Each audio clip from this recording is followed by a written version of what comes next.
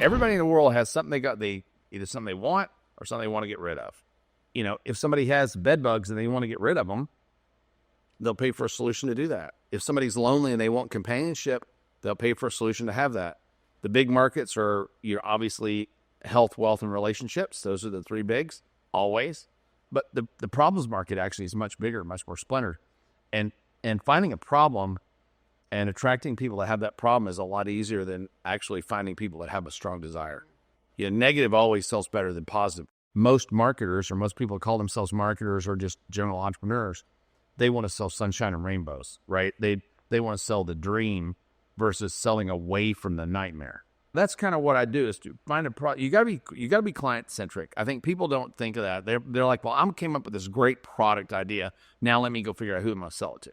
Right. That's the most bizarre way to do business. I agree. Although that's the way 99.999% of people attract the market. Right. Because really, if you sell them the product, if I ever do enter a market like that or find one, and they're buying a thing, I'll tell you a quick story, dumb thing I did. I sold rubberstamps.com for $50,000. I always talk about this all the time. And I was selling 500 rubber stamps a day. I was making about $1 a rubber stamp. I was like, this business sucks. And I sold the business for $50,000. The guy that bought it from me sold it 8 months later for $550,000. It's the number one rubber stamp site in the country now.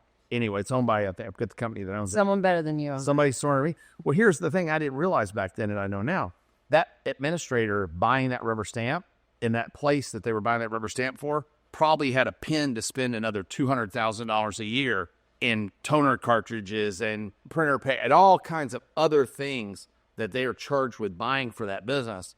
And I captured that customer and sold them nothing else because I was product centered. Wonder what other kind of rubber stamp they're going to want to buy next. So number one, find a problem to solve. Number two, focus on finding a problem to solve where the customer has a whole bunch of problems to solve that you can provide a whole bunch of products. Everybody, whatever your customer's doing, they're doing something when they ain't rubber stamping. Mm-hmm. I always joke in the survival preparedness business I'm in. They do other things when they ain't survival. And Brad Goss, my buddy, says, not everybody that buys laundry detergent watches porn, but everybody that watches porn buys laundry detergent. Yeah. So there's always other things that general offers work, like auto insurance offers and mortgage offers and consumer product offers work no matter what market you're in. Right. Because we all use those products at one part or in one way or another. Right. In our business. But that works really well. And as a side note to some insurance, continue to build a good quality network of people and do a lot for them without expecting anything in return. Say that again. Do a lot for those people without expecting anything in return. I've done so many favors. One thing I will say Emma's pretty smart about, and I hate to say that, especially in her presence. She's like, yeah, I don't want to take a favor now. I want to build that capital up until I may actually really need it someday. Most of your friends, at best, you got one favor in the hopper with them. You got one, they'll reach out and go to the mat for you one time. You get one favor in the hopper for them. If you're super close friends, you got a handful of 5 friends that do a lot for you. But the people generally, you got a little bit of goodwill in the hopper. And when you burn that goodwill up, you burn it up, right? And most people don't go out to build goodwill. I've got somebody told me not long ago, well, I don't ask anybody for anything, so I don't really feel obligated to do anything for anybody else. It's a fucking terrible way to go through life. Terrible. And it's a bad way to go through life. It doesn't feel very good, number one. We feel our best when we're contributing to other people. We really do. It's how we find value in ourselves, not being philosophical or none of that shit, but it's true. And secondly, nobody knows when they're going to have an emergency, when they're going to have a downturn or whatever. And when you live life that way, you got nobody to turn to, nobody to help. I've got hundreds of people I could call to help me, and 2 of them would help. I'm just kidding. I think dozens of them would help me should I need it. But I've done a lot for people over the years. You've had multiple calls and texts. You're moving to Texas. Yeah. You've had multiple hey, I'll fly to Vegas and drive your car to town. I mean, we shipped it because you're not poor. But I'll fly to Vegas and drive with you to Texas if you need a buddy. Hey, I have a husband and 2 sons. I'll come help you unload your truck.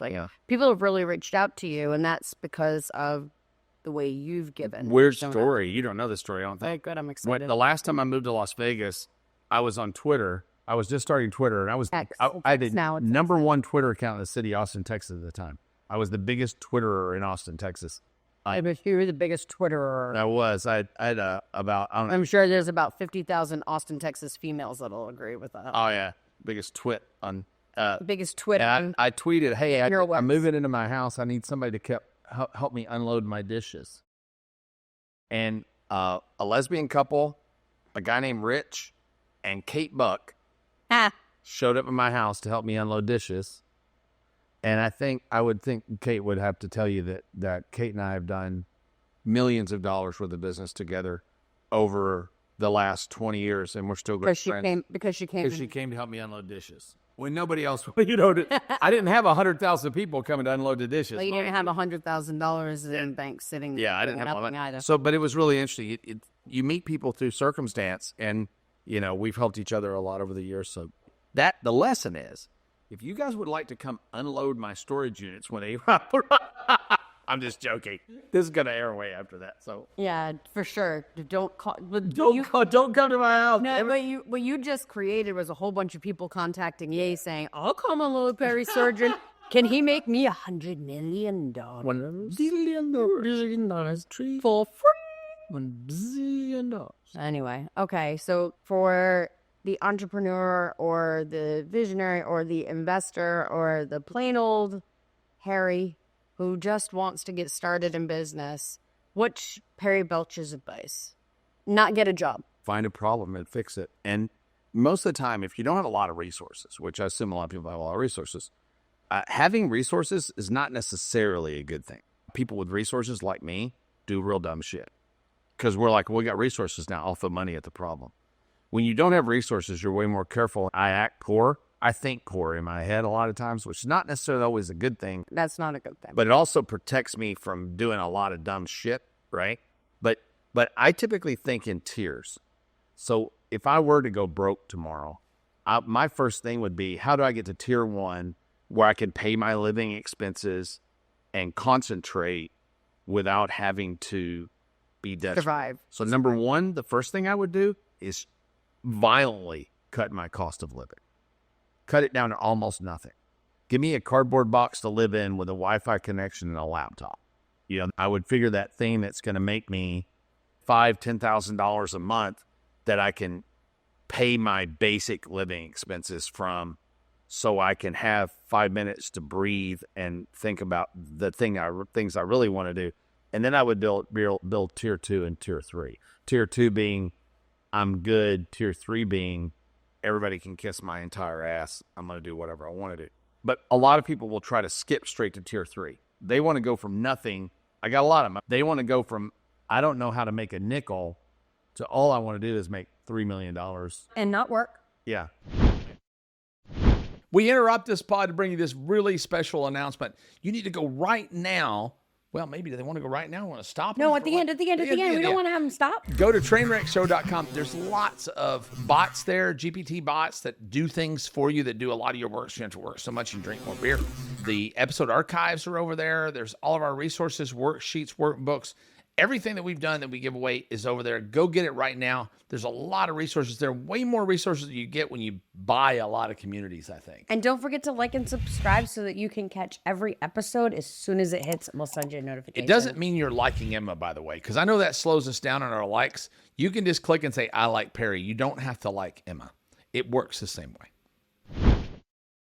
Thanks a lot for listening to the Trainwreck podcast today with the lovely, ever so kind, gentle, feminine, genteel You're such a piece of shit. Come on, just get to it. Emma Rainville, and the stunningly handsome, I say kind of a hybrid between George Clooney and Brad Pitt. If they could zoom in, can you zoom in on his ears, Robert? Zoom in on his ears so that everyone can see the bright orange nonsense, because the man is cheap and self-tanned and his ears are freaking Trump orange.